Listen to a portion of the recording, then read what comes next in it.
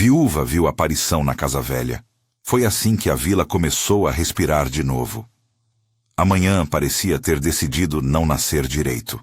Um nevoeiro baixo escorria pelo vale, vestindo as estradas de cinza e escondendo as coisas que antes eram claras.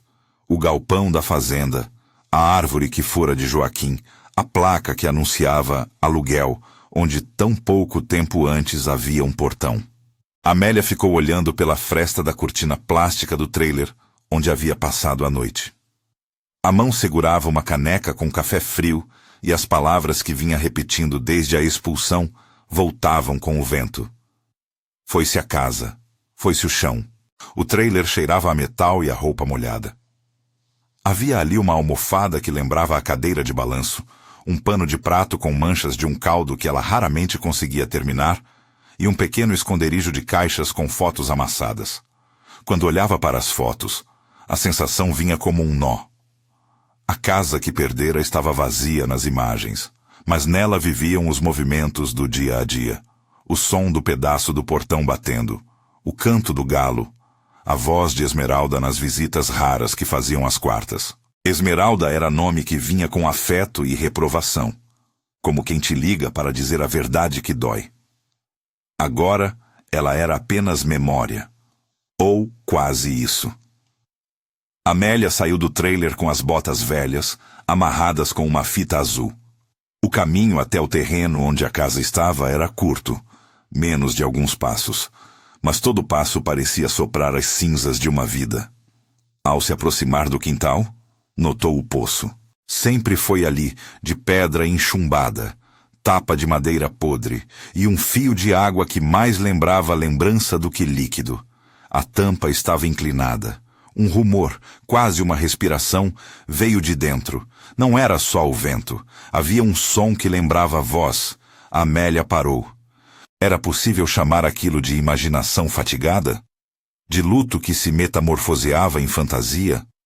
Ou de uma coisa mais tênue, uma lembrança que volta com forma? Ela não sabia dizer. O som parecia sussurrar nomes, lembrando-se das famílias que a casa acolhera. Era tão claro que, por um segundo, Amélia pensou ver luz. Não havia luz além do céu encoberto, mas havia algo que empurrou suas mãos para a velha corda do balde. Puxou o balde para baixo, e o ferro raspou a roldana com um guincho que fez o silêncio tremer. O balde voltou. Nada. Puxou de novo. No terceiro mergulho, o balde trouxe algo diferente. Uma lata com ferrugem, o tipo de lata que o tempo recobre como se fosse concha. Amélia arregalou os olhos. A lata estava lacrada por uma fita descorada, e dentro havia papel. Muito papel, dobrado, com letra que parecia sair de um tempo em que se escrevia devagar. Ela a segurou como quem segura um animal assustado. Tremendo, lendo sem saber se seria consolação ou ferida. Uma carta veio primeiro, amarelada, com uma frase escrita em tinta que havia resistido ao tempo e à chuva. Para quem encontrar, o pão é sempre para a partilha. A casa é para quem aceitar o outro. Amélia repetiu a frase em voz baixa. A letra era de Esmeralda. O nome caía nas páginas como a chuva que alegra uma semente. Havia mais. Cartas, instruções, desenhos de um espaço que fosse capela e cozinha, banco de leitura e sala de alfabetização. A palavra que mais se repetia era porta. Abrir portas, abrir mãos, abrir a mesa. Não eram promessas de riqueza ou cura. Eram indicações práticas, uma receita de cuidado. Ela sentiu, pela primeira vez desde o despejo, uma chama pequena dentro do peito, não de esperança vazia, mas de propósito. Aquilo, mais do que o metal da lata, parecia o peso que faltava para ela levantar a cabeça. A aparição no poço, se era o vento, se era uma memória que tomou forma, se era apenas a sua imaginação, tinha sido o gesto que a empurrou a resgatar aquelas cartas. Não dizia que um anjo falara ou que milagre ocorreu. Dizia que algo a tinha chamado para fazer algo novo com as mãos e com o alimento. Amélia enrolou as cartas no chale e voltou ao trailer com passos que pareciam menos pesados. No caminho, onde antes havia a caixa de correio, que agora era lembrança de humilhação, uma menina passou correndo, o cabelo preso com uma fita vermelha. Olharam-se e houve um reconhecimento silencioso. A vizinhança inteira carregava sombras. Amélia sentiu que não estava sozinha naquele vazio. Depois de ajeitar as cartas sobre a mesa, ela caminhou até a oficina onde Vicente trabalhava. Vicente sabia das coisas do mundo. Sabia consertar telhado, sabia ajeitar mesa bamba, sabia ouvir. Algumas coisas melhor do que falar. Era um homem de mãos largas e fala mansa. Quando sorria, pequeníssimas rugas se abriam no canto dos olhos. Ele teve o modo prático que faltava a Amélia. Temos de ver o que dá para aproveitar. Não vamos ficar na saudade. Ela mostrou a lata. Vicente pegou as cartas uma a uma. Os olhos leiam com a paciência de quem enxerga o desenho geral. O traço de uma capela de parede simples, de um fogão grande, de mesas compridas, de uma estante com livros e uma pequena lousa encostada. As instruções de Esmeralda tinham passos: dividir tarefas, chamar mestres empreendedores, cozinhar para a comunidade, ensinar a ler.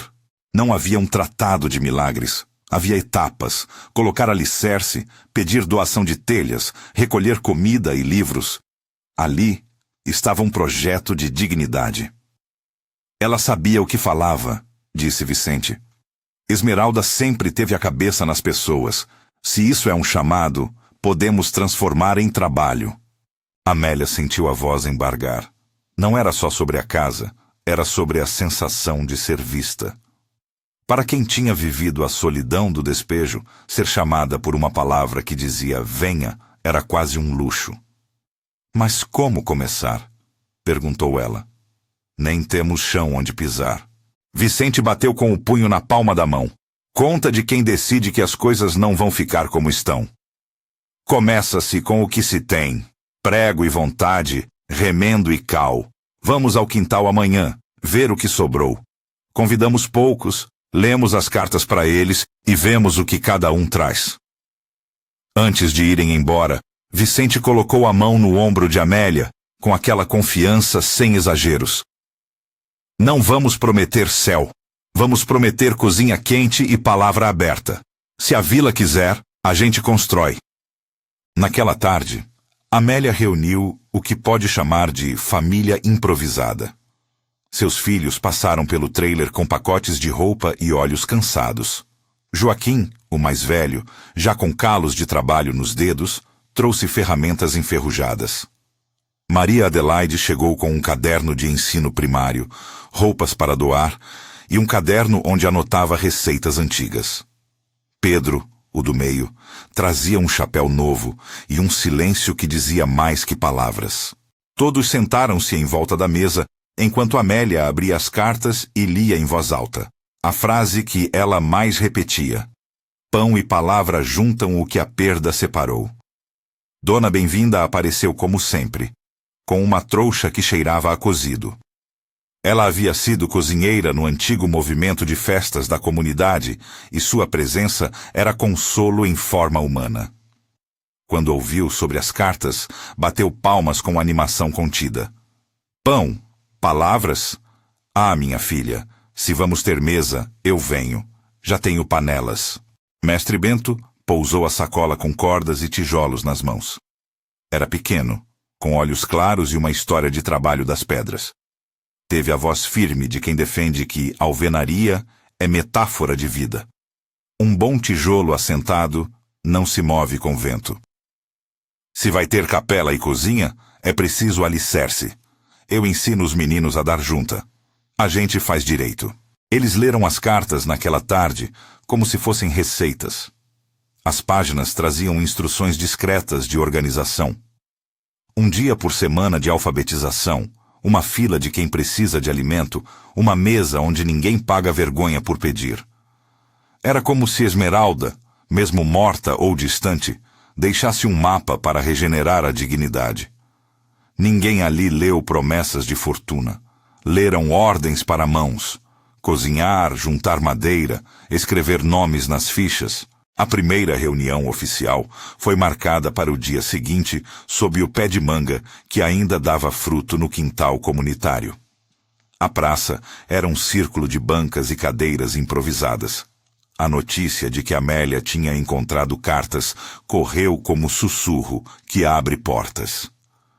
Vieram alguns jovens com ferramentas, um casal com uma caixa de livros, duas mulheres idosas que trouxeram louça. O povo veio como quem vai buscar remédio, com expectativa e receio. Amélia leu em voz alta de novo. Os trechos das cartas tinham uma linguagem direta.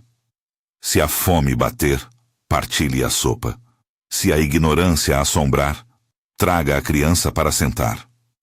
Havia desenhos de mesas longas, bancos e uma pequena cruz desenhada do lado de uma panela, sinal de que o lugar seria tanto de fé quanto de serviço. Havia ordens de que ninguém lucrasse com o alimento. Tudo seria mantido pela generosidade e por um pequeno fundo de arrecadação para comprar material. Não é igreja fechada, explicou Amélia com a voz tremendo de emoção e cautela. É ponto de encontro. Um homem levantou a mão. Mas quem garante que isso não vai acabar na mão de quem tem poder aqui? Era a questão que pairava no ar. O nome do coronel, sempre sussurrado nas reuniões, apareceu sem ser dito. O coronel era figura ambígua, homem que um dia organizara festas e doações, outro dia puxara um decreto que empurrara famílias, mas sempre com influência onde as decisões se firmavam. Ninguém queria bradar contra o coronel. Preferiam pensar naquilo como uma sombra que poderia ser transposta se houvesse luz comunitária para contrabalançar. Vicente falou com franqueza. Ninguém vai ficar com esse projeto para si. Esmeralda escreveu para abrir portas, não fechar. Fazemos a Capela Cozinha como lugar comum. Se vierem com papel, a gente responde com presença, com reunião, com advogado se precisar. Mas por hora, vamos usar as mãos. A temperatura da reunião esquentou quando Dona Bem-vinda começou a descrever a cozinha ideal. Um fogão a lenha no centro, panelas grandes, espaço para as mães amamentarem e uma lista de receitas que acolhessem e alimentassem mais que o corpo, que alimentassem conversa. A palavra aconchego tomou o ar e todos riram baixinho, como se contassem para si próprios um segredo agradável. Ao cair do dia, a comunidade saiu com tarefas claras: angariar material, falar com possíveis doadores, recolher móveis que pudessem ser remontados. Havia um mapa improvisado. Mestre Bento cuidaria do levantamento do solo. Vicente iria atrás de ferragens. Dona Bem-vinda organizaria a logística de alimentos. Alguns jovens se responsabilizariam por colar cartazes e pela limpeza do terreno onde ficaria a obra. Depois dessa tarde, a rotina de Amélia mudou. No lugar de sentar e repetir as memórias, ela passou a acordar cedo para listar as coisas que havia no seu barraco que pudessem servir. Um armário, panelas, um forno pequeno. Quando saía para buscar material, via outra Amélia em cada esquina. Mulheres carregando sacos com roupa para doar, crianças com livros velhos. A vila começou a mexer. Os primeiros dias de trabalho foram cheios de pequenas vitórias. Uma pilha de tijolos recolhida em uma obra abandonada, um carrinho de madeira reparado por Vicente, doações de placas de metal de um senhor que antes alugara telhas. A cada conquista, as cartas eram lidas em voz alta como se fossem normas de convivência. Quem chega à mesa senta, quem aprende põe no caderno. A voz de Esmeralda estava lá, prescritiva e maternal. Houve também dias de desalento. Uma tarde, enquanto retiravam entulho, um vento forte veio do sul e arrastou uma lona que cobria o que seria a cozinha comunitária. Uma chuva breve castigou a terra já revirada e transformou o chão em lama, escondendo os traços do que estavam construindo. Alguém comentou baixo: "Parece que a própria terra resiste." Amélia, suja até os joelhos, molhou a mão no barro e a levantou com firmeza. "A terra é teimosa, mas nós somos mais." A presença do coronel começou a se insinuar como nuvem de sombra. Ouviam-se boatos. Ele fora visto conversando com um homem que representava a prefeitura. Seu assessor andava pelo centro da vila, perguntando quem assinara a petição para a obra. Não era um embate aberto. Era uma série de gestos que buscavam desmobilizar. Perguntas formais, exigências de licenças, pedidos de comprovação de propriedade. O tipo de burocracia que desgasta. Era como se alguém tentasse tornar o sonho legítimo apenas por tramitação, atrasando o movimento com papéis. O nome dado ao homem que viria a ser chamado, com ironia, topo de papel, ainda não havia sido pronunciado naquele início. Mas a vila sentia que o mundo do papel e do registro talvez viesse a confrontar a ética da mesa. Numa noite em que a lua estava raspando as nuvens, Amélia teve pesadelos sobre a casa sendo levantada como uma cortina e levada para lugar incerto. Acordou suando, com a letra de esmeralda na cabeça. Foi ao poço e olhou para a tampa que havia aberto.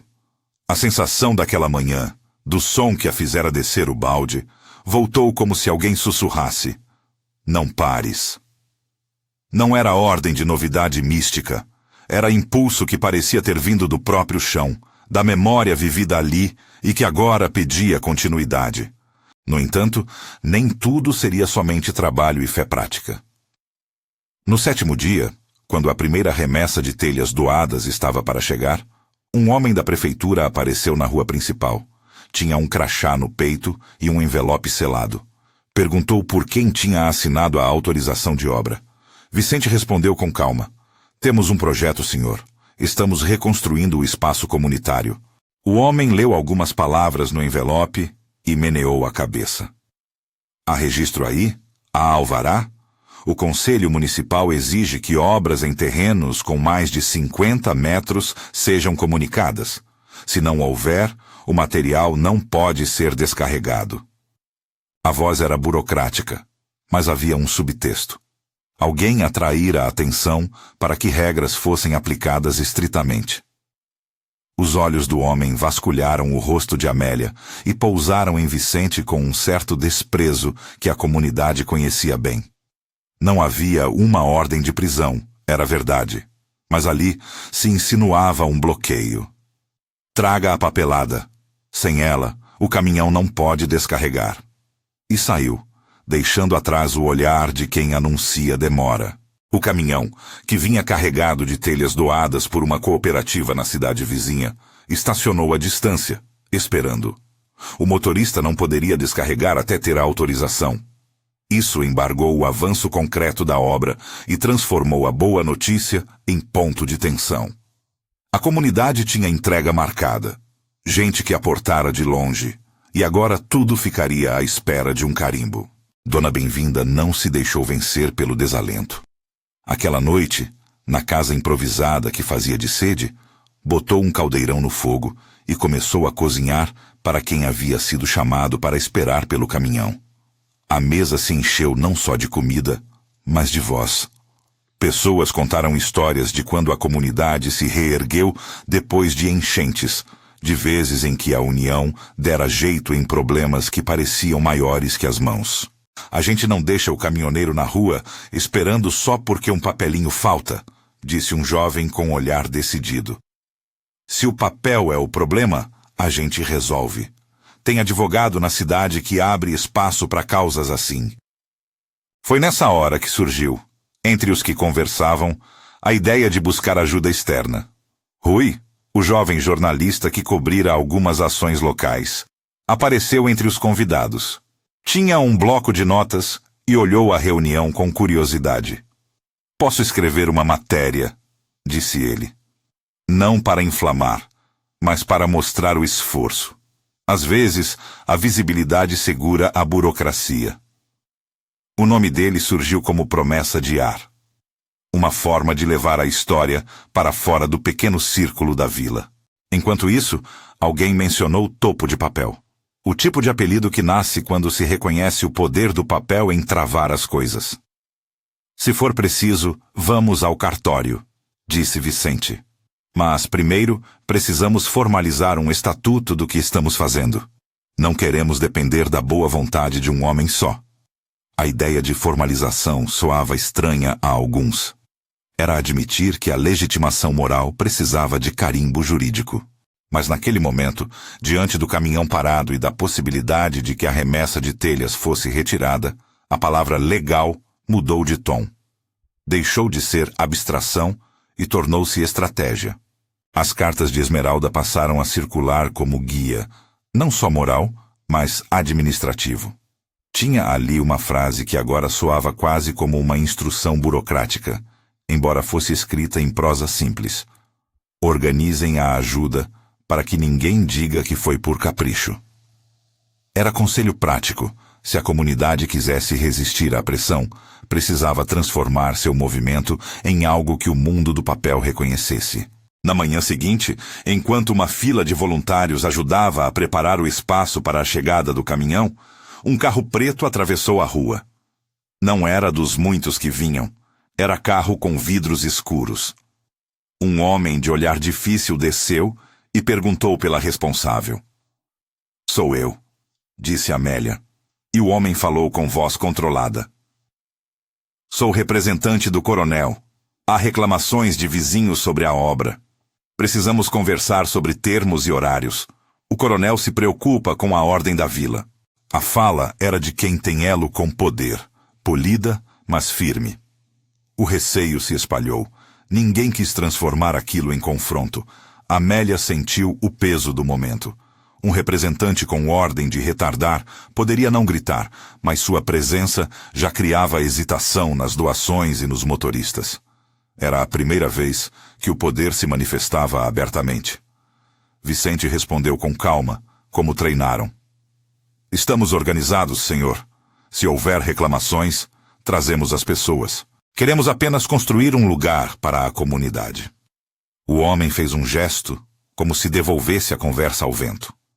"Há regras", disse, "e o coronel as exige. Tragam a documentação e a prefeitura dará a resposta. Cuidado com desinformação."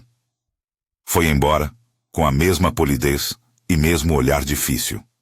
No final do dia, a sensação era de que algo maior fazia sombra sobre a iniciativa.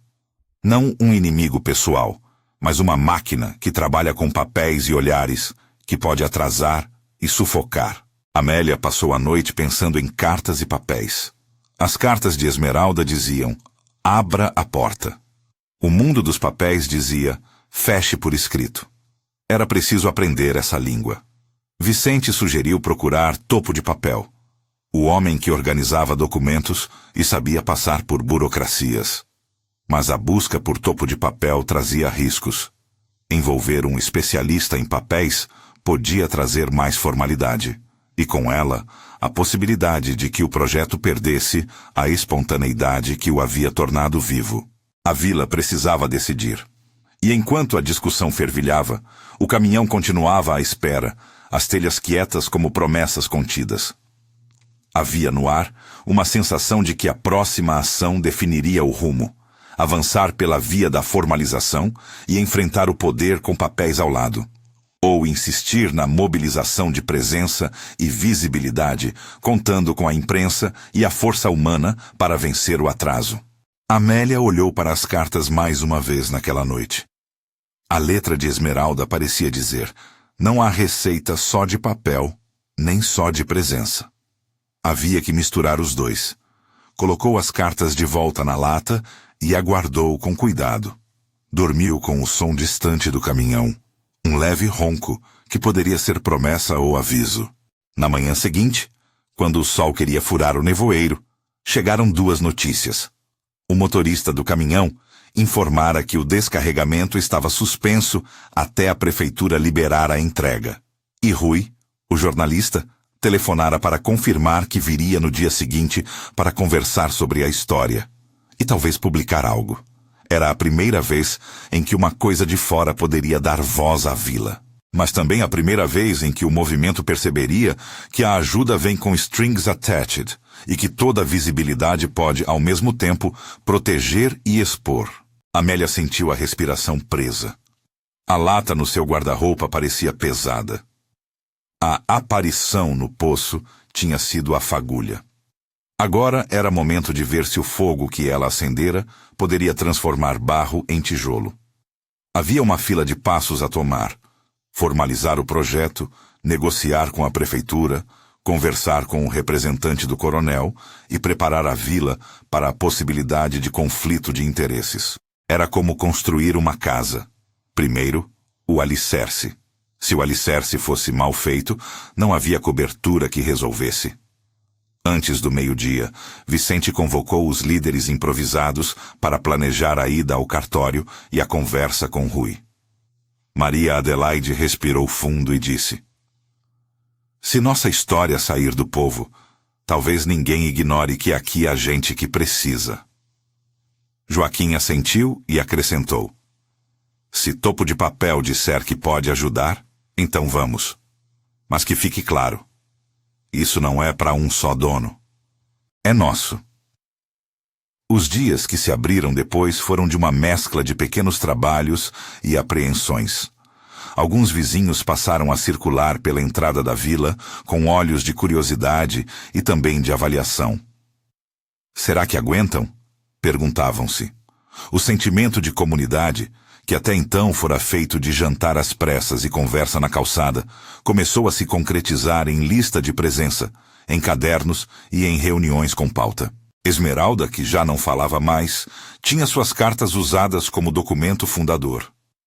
As palavras pão e palavra viraram slogan improvisado. Mas ao redor, o poder do papel do coronel e a impossibilidade de descarregar as telhas mostravam que a batalha iria se dar também em mesas fechadas. E assim, entre cartas, panelas e papéis, a vila respirava em ritmo novo. Havia uma força que vinha de mãos que se encontravam, do suor que colava tijolo e do calor que se juntava em torno das panelas.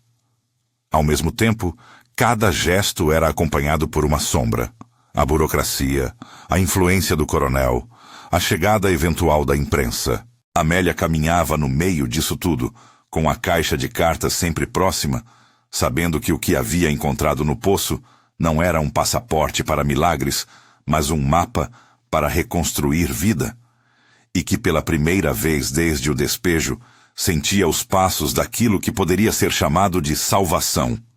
Não como cura imediata, mas como devolução de sentido e dignidade. Naquela tarde, quando o sol raspava as telhas ainda no alto do céu, um mensageiro trouxe um bilhete. A prefeitura registrava uma reclamação formal sobre uso indevido do terreno. O caminhão permaneceria retido até segunda ordem. Era uma linha curta no papel, mas pesada como pedra. Amélia segurou o bilhete com as mãos trêmulas e por um segundo viu a mesma voz do poço, agora mais distante.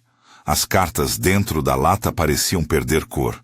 Ao seu redor, as vozes da vila se alinharam em murmúrios que eram, ao mesmo tempo, decisões: não recuar, buscar ajuda, fazer presença.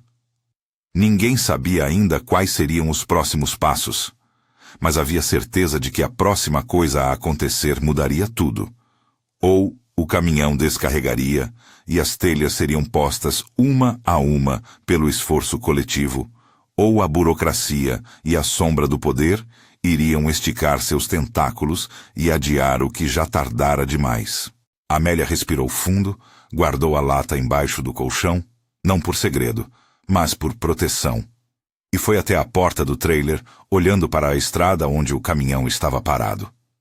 O vento trouxe, lá de dentro do poço, ou da sua memória, uma sussurrada que podia ser só imaginação.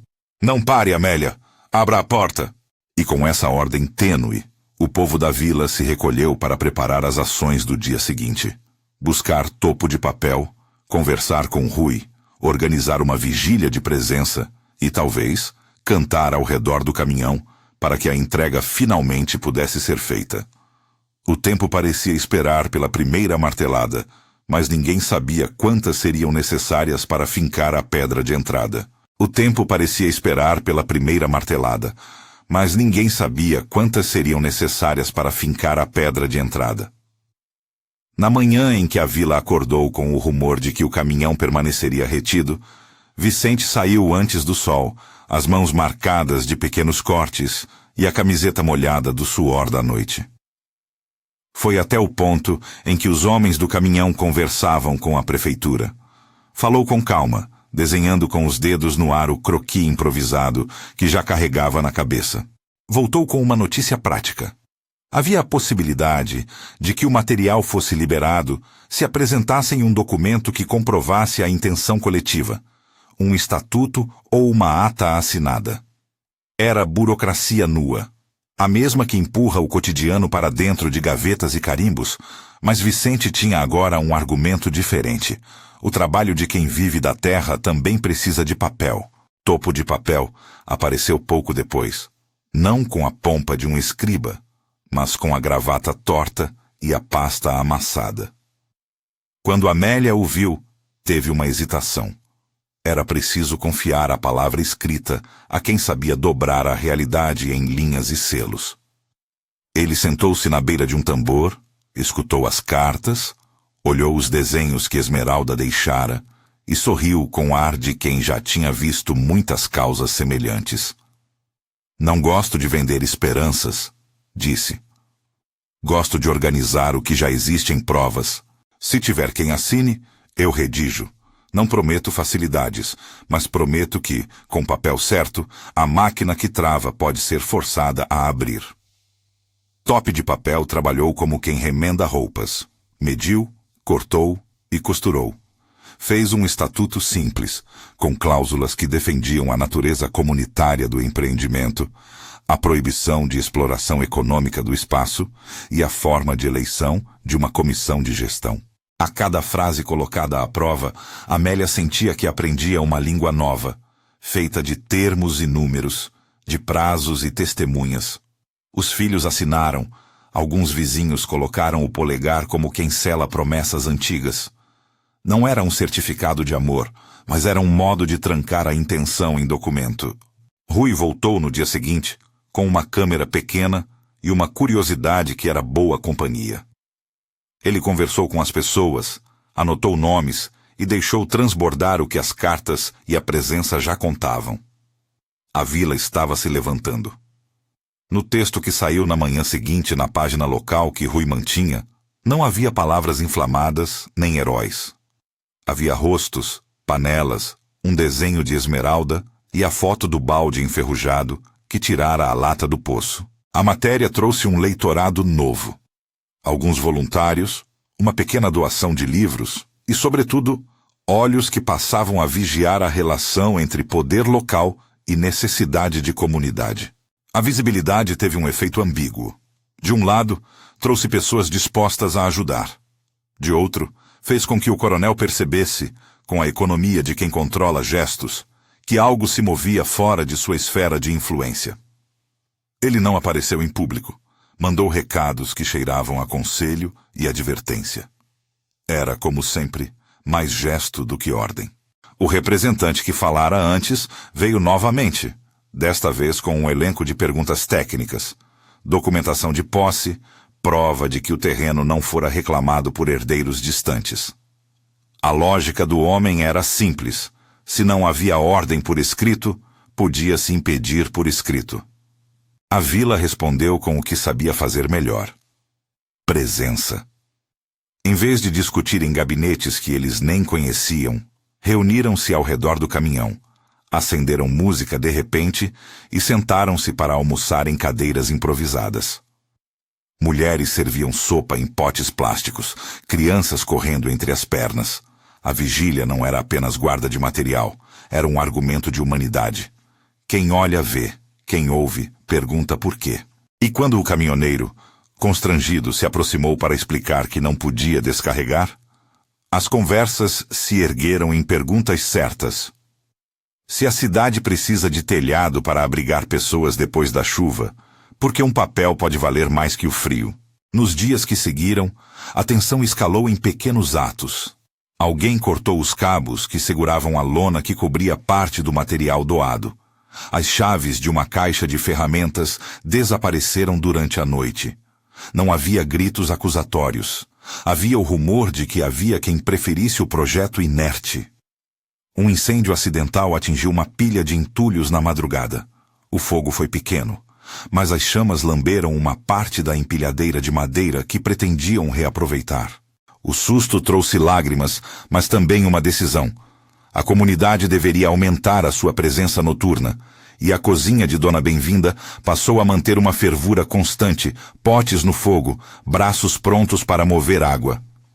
O incêndio mostrava a ambivalência do conflito. Não se podia afirmar intenção maligna, porém as consequências eram reais. O coronel, quando recebeu a notícia, telefonou para a prefeitura e perguntou com voz calma se havia necessidade de rigor. Houve quem dissesse que o tom dele não era necessariamente de ameaça, mas sim de quem teme perder controle do que já fora seu espaço. Em conversas mais íntimas, o próprio homem mostrava pancadas de humanidade. Havia serviços que ele patrocinara em antigas épocas boas, e havia vizinhos que o respeitavam por ter ajudado em outras enchentes. A figura ambivalente do antagonista era, para a vila, risco e espelho. A pergunta que se fazia era se poderiam transformar o velho poder em colaboração ou apenas esperar que o poder mudasse de lado. Enquanto isso, as cartas de Esmeralda circulavam em nova função. Já não eram só mapa de alimentos, serviram para argumentar diante de autoridades. Aqui está um registro de intenções, dizia Topo de Papel, erguendo uma cópia das instruções de Esmeralda, e explicava que aquele espaço não era de fim lucrativo, mas de bem comum. Padre Justino comparecia a reuniões com roupas que denunciavam conforto e dúvidas ao mesmo tempo. Era uma presença que não selava univocamente apoio, mas que oferecia uma articulação espiritual silenciosa, uma bênção de rotina, uma declaração de que o lugar poderia funcionar também como capela. Ele falou em voz baixa na primeira festa improvisada. Uma casa de fé que se faz de cozinha como manda o Evangelho, para alimentar soma de almas. Os dias se desenrolavam entre duplas ações, trâmites e panela. Em reuniões com a prefeitura, Topo de Papel apresentou documentos, testemunhas e uma ata de assembleia com assinaturas. Havia prazos, ofícios e carimbos que iam e vinham. Às vezes, a prefeitura respondia com a lentidão de quem processa a humanidade em arquivos. Noutras, havia pequenas vitórias, como a liberação parcial de uma remessa de material. A cada placa de metal que chegava, a esperança aumentava. Mesmo assim, havia momentos em que a comunidade precisava recordar a si mesma que não buscavam a legalidade como fetiche, mas como instrumento para proteger o que se construía. Por fim, uma manhã trouxe a notícia que todos esperavam. Parte das telhas seria liberada. Não todas, apenas uma metade do caminhão, mas era o suficiente para começar a cobrir o espaço onde a capela-cozinha ergueria seus primeiros muros. O dia da descarga foi um rito.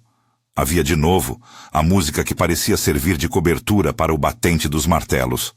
As pessoas cantavam enquanto descarregavam, como se cada telha tivesse dentro dela uma promessa de abrigo.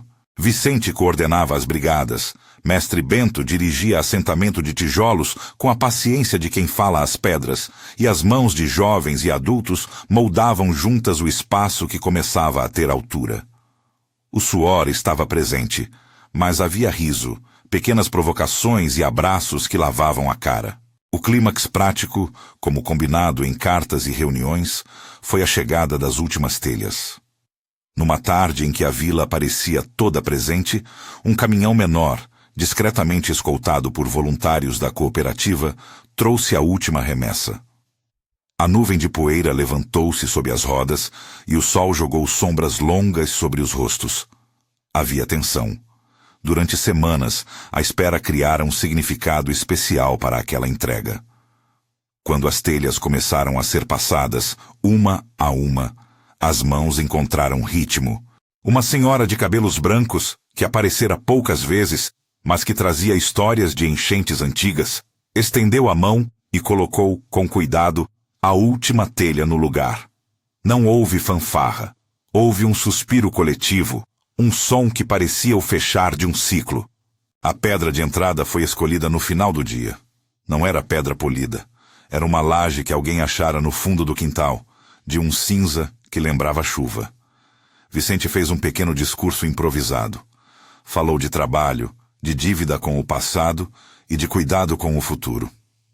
Amélia, com as mãos ainda marcadas de cal, colocou a pedra no batente. Não houve fita inaugural. Havia apenas uma oração curta, dita por Padre Justino, num tom contido. Que esta porta se abra para quem precisa e feche para quem vem com má vontade. As palavras não prometiam milagres. Eram um pedido de sabedoria para quem viesse atravessar aquele limiar. Com o telhado cobrindo, a capela-cozinha ganhou de imediato uma vida interna. A cozinha borbulhava, os bancos foram colocados, uma pequena estante recebeu livros doados. Havia uma lousa onde se escreviam os nomes dos alfabetizandos da semana e um quadro com as primeiras regras de convivência, escritas com a caligrafia arrastada de Dona Bem-vinda. As cartas de Esmeralda, limpas e cuidadas, foram colocadas numa caixa com vidro, um gesto que misturou reverência e proteção documental. A comunidade decidiu que as cartas ficariam visíveis, não por culto, mas por lembrança do que os mobilizara. A inauguração foi modesta e comovente. Vieram pessoas de vilarejos vizinhos. Vieram voluntários que leram a matéria de Rui. Vieram alguns políticos locais com expressões calculadas. O coronel não compareceu, mas mandou uma coroa de flores, com a ambivalência de quem falara muito sobre ordem e pouco sobre presença.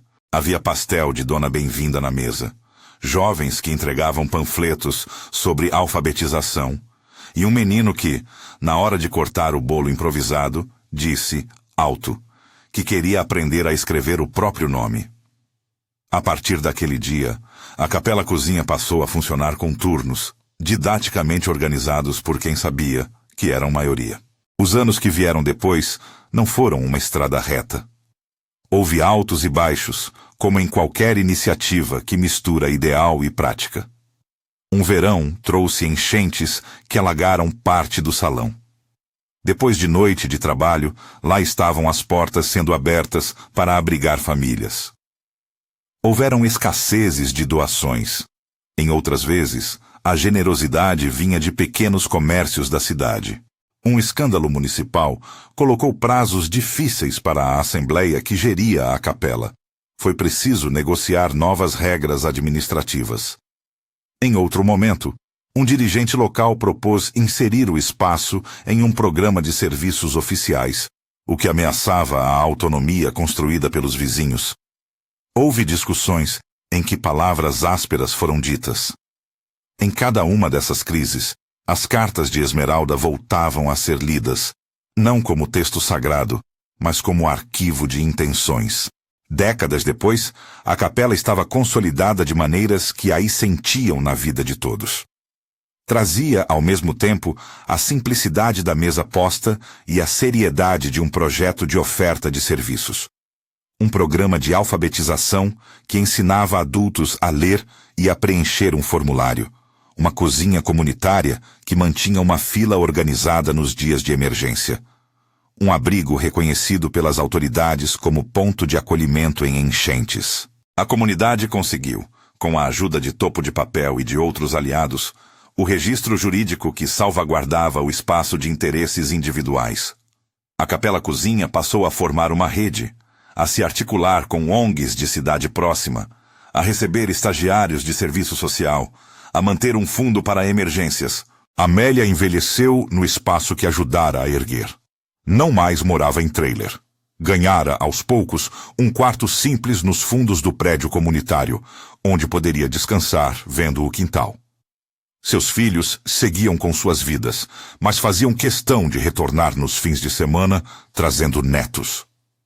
Havia dias em que a senhora, já de cabelos prateados e mãos enrugadas, sentava-se na varanda da capela e lia as cartas penduradas atrás do vidro. As letras amareladas de Esmeralda brilhavam na proteção do quadro, como quem sabe que um gesto escrito pode durar enquanto houver olhos que leem. A ambiguidade daquela manhã no poço nunca desapareceu. Alguns próximos de Amélia gostavam de contar a história como se algo místico tivesse impulsionado a descoberta da caixa. Outros, com um olhar mais prático, diziam que fora apenas sorte, acaso que trouxe as cartas no momento em que a vila precisava de comando. Até o próprio padre Justino, em conversa a sós com Amélia, insistia em não transformar aquilo em dogma. Há fenômenos que confundem. Não sei se foi coisa do além, ou se foi sua memória que encontrou um caminho. Sei apenas que algo foi despertado. Amélia, por sua vez, olhava para o poço com a mesma mistura de gratidão e silêncio. A experiência do poço continuava a ser, para ela, um ponto de partida, e não uma prova. A narrativa da aparição foi, com o tempo, um elemento de linguagem que atraía visitantes e repórteres, mas a vila aprendia a dizer: ela viu algo, e a mensagem salvou sua vida. Não no sentido de cura imediata, mas no sentido de sobreviver com dignidade, de ter uma rede, uma tarefa e um lugar onde ser vista. Quando ao redor de um café, alguém perguntava a Amélia se sentia-se salva, ela tocava o crochê nas mãos e respondia com simplicidade: fui salva no dia em que me devolveram uma mesa. Não era retórica. Era a constatação de quem encontrou no trabalho coletivo uma razão para viver. Houve reconhecimento público. Alguns prêmios locais vieram por iniciativas sociais. Uma reportagem de maior alcance contou a história, ressaltando com cuidado que a aparição não era apresentada como milagre, mas como experiência que gerou ação. O nome de Esmeralda passou a ser pronunciado com carinho e respeito. Algumas placas e uma pequena biblioteca foram dedicadas à sua memória. Ninguém erigiu uma estátua. Colocaram um banco com uma inscrição simples: para os que abrem portas. Os antagonismos, por sua vez, não desapareceram completamente. O coronel, envelhecido, foi visto anos depois entrando na capela em uma manhã chuvosa, sem aviso. Sentou-se numa última fila, pediu sopa e não falou de política. Alguns olharam com receio. Outros, com a memória das festas que ele organizara em velhos tempos, ofereceram-lhe pão. A presença do homem num banco da capela era um lembrete de que a vida social é feita de conflitos e de conciliações tímidas. Amélia, quando o viu, fez o gesto mais simples. Levantou-se e trouxe uma colher a mais. Os anos fincaram a pedra de entrada com nova densidade. Crianças que aprenderam a ler ali voltaram como professores voluntários. Uma horta comunitária cresceu no espaço ao lado, onde se plantavam as verduras que iam para as panelas. Havia também a certeza de que os problemas surgiriam sempre, mas que o modo de enfrentá-los poderia ser a vigilância do comum: presença, trabalho e lei quando preciso. Num outono mais tranquilo, Amélia reuniu ao redor de si alguns dos que estiveram desde o começo. Tinham sinais do tempo nos olhos: dor, alegria, memórias.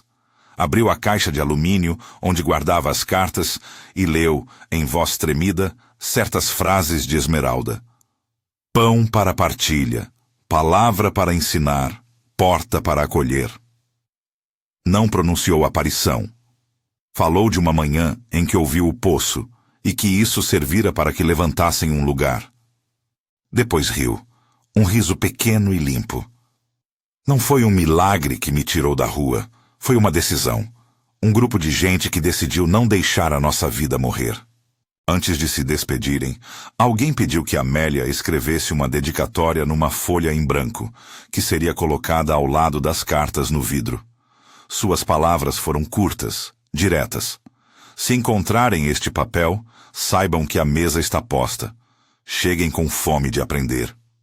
A folha foi colada com fita. A caixa, agora mais patrimonial que relicário, ficou protegida, testemunho do que fora um impulso, e, sobretudo, da ação que sucedera ao impulso. O tempo continuou. A capela mantinha-se viva pela rotina de quem ali passava. Alfabetização na segunda, cozinha comunitária na quinta, rodas de conversa no sábado. Houve, como em todo lugar, divergências sobre administração e usos. Houve também envelhecimentos de líderes e transferência de responsabilidade para gerações novas. A liturgia da vida era feita de pequenos atos repetidos: varrer o chão, pôr água para ferver, ensinar a mão que ainda não segurava a colher com firmeza. E Amélia? Ela envelheceu com a serenidade de quem já encontrou um chão. Não foi salva por uma voz que desceu do céu. Foi salva por um conjunto de escolhas e encontros, por quem leu uma carta, por quem veio com uma enxada, por quem se dispôs a assinar um papel. A sua salvação foi social, prática e existencial. Não curou enfermidades físicas como se dissesse a palavra suprema. Curou a erosão da dignidade que a expulsara da casa. Trouxe-lhe retorno de sentido, e um lugar onde morrer seria menos solitário. Na última cena que muitos guardaram, Amélia, já de passos mais lentos, caminhou até a janela da capela, tocou o vidro que protegia as cartas e sorriu para as palavras de Esmeralda, como se ali se encontrassem duas mulheres que haviam tomado o mundo por suas palavras. A vila observava, não em reverência cega, mas em reconhecimento do que a persistência e a partilha conseguem. A caixa no poço, o balde enferrujado, os carimbos do cartório, a manchete de Rui, tudo fazia parte da tapeçaria que mantinha o lugar de pé. Quando a câmera de Rui voltou, anos depois, ele não pediu luz dramática. Preferiu captar a rotina, o calor do fogão, as mãos que passaram farinha, os risos de crianças que aprendiam a soletrar o próprio nome. A manchete que acompanhou a nova matéria foi comedida. Cartas do Poço ajudaram a erguer Capela Cozinha. Uma vila revisita o que significa salvar-se. O título chamava a atenção e, ao mesmo tempo, colocava a história no campo do humano e do prático. No fim, o que ficava claro para quem chegasse até lá era algo que não coube numa manchete sensacionalista. Uma pessoa, viúva e expulsa de casa, encontrou numa lata uma série de instruções que mobilizaram uma comunidade para erguer abrigo, ensino e alimento. A aparição no poço, palavra que o título dizia com drama, serviu, sobretudo, para lembrar que, às vezes, a vida se salva pela ação coletiva que transforma memória em projeto. As cartas de Esmeralda não eram promessa de milagres, mas mapa de cuidado. Eram palavras que exigiam mãos para concretizarem sentido. Se alguém pedisse para Amélia definir aquilo tudo com uma palavra só, ela talvez respondesse: mesa. Mesa para comer, mesa para decidir, mesa para aprender. Tudo o que precisaram foi uma mesa posta e pessoas dispostas a sentar-se nela. E foi nessa mesa que se salvou. Não numa intervenção sobrenatural, mas numa cadeia de pequenos atos que devolveram coragem, proteção e propósito. Se esta história tocar seu coração, compartilhe com alguém que precisa ouvir que, muitas vezes, a salvação vem pela mão estendida e pela partilha de tarefas. Conte nos comentários uma experiência em que uma comunidade devolveu sentido ao seu dia a dia.